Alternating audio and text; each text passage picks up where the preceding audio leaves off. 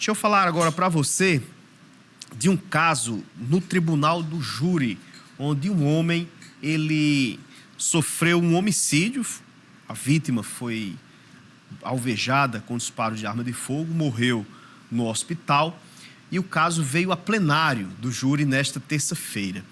O suspeito de dirigir o carro para o atirador sentou no banco dos réus, deu a sua versão e disse que estava sendo ameaçado de morte. A sua versão e o seu depoimento foram tão convincentes, tanto para a promotoria quanto para a defesa, que a própria promotoria pediu a absolvição do réu. Acompanhe na matéria.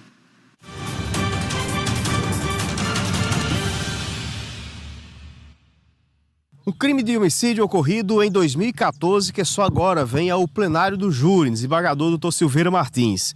No banco dos réus, Pedro Luan Pereira Bezerra. Ele se encontra solto e, na época do crime, estava dirigindo o carro quando a vítima, Matheus Carvalho dos Santos, que já o tinha ameaçado, foi assassinado pelo seu primo, que estava no banco de passageiros. O Ministério Público, analisando a situação, pede a absolvição do réu, porque considera uma legítima defesa putativa. Esse é um caso de um júri já tem bastante tempo. Júri não, o fato já tem bastante tempo. Foi em outubro de 2014.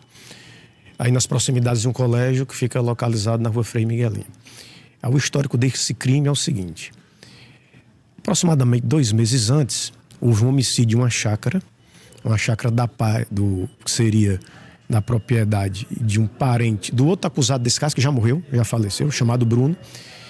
E as informações é que quem praticou esse homicídio da vítima era Jonas, foi justamente a vítima do caso de hoje, que é o Matheus. Uns 2 meses depois, o Matheus foi morto. E foi morto, e ele confessou o crime perante a autoridade policial, mas depois ele veio a falecer, foi o Bruno. Então, durante o homicídio, nesse caso que hoje é submetido a julgamento, estavam 2 pessoas no carro.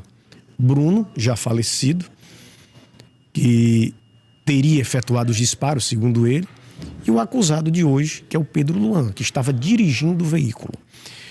No início, houve certa polêmica em relação a quem efetivamente efetuou os disparos. Haviam alguns indicativos de quem efetuou o disparo foi o Pedro Luan, que é o réu que está hoje sendo submetido a julgamento. O Ministério Público, ele teria colaborado com esse crime? Ele disse que não combinou nada, mas que o Bruno andava armado porque tinha medo dele. Tá? Então, o que o Ministério Público vai expor para os jurados vão ser dois eixos de tese. Primeiro, para dizer que eu não tenho certeza que foi o Luan que atirou. Pode ter sido ele, até pode, embora eu acredite na versão dele. Ele disse que não atirou, quem atirou foi o Bruno.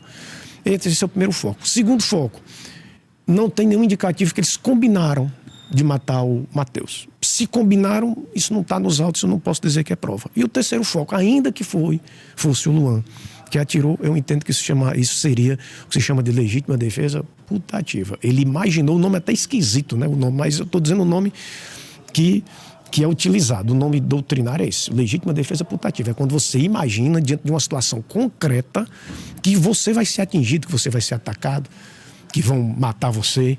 Então essa situação autoriza você a agir antes, porque você imagina que aquela pessoa vai fazer algo contra você.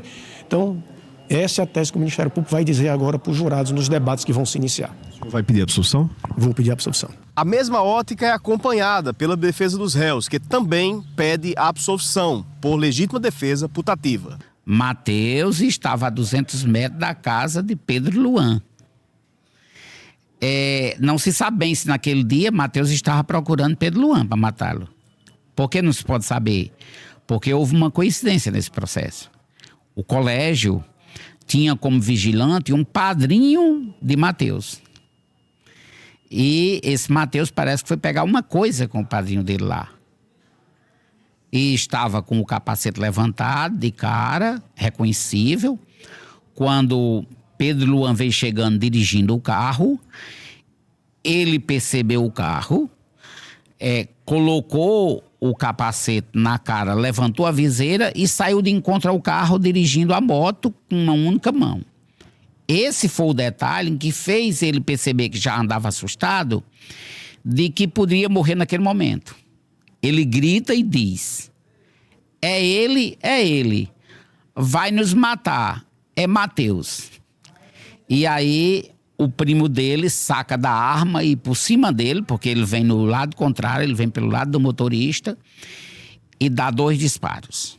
O primeiro disparo pega exatamente na coluna central do carro, vara e pega um carro de um transeunte que vem passando. E o segundo tiro fatal, que ele não sabe exatamente se acertou, certo?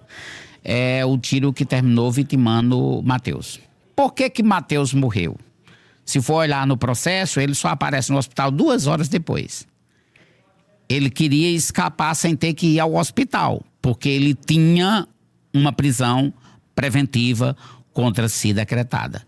Essa é a história.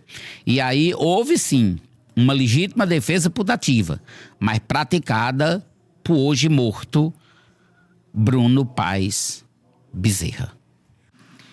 Olha, gente, com essa versão aí dada pelo acusado e acatada pela própria promotoria, ele foi absolvido. Inclusive, eu já recebi aqui o resultado desse julgamento e o réu foi absolvido da acusação. Ele disse que realmente estava no carro, realmente estava dirigindo, mas não foi ele que atirou, teria sido Bruno, e que ambos estavam recebendo ameaças de morte, o que configura a legítima defesa putativa.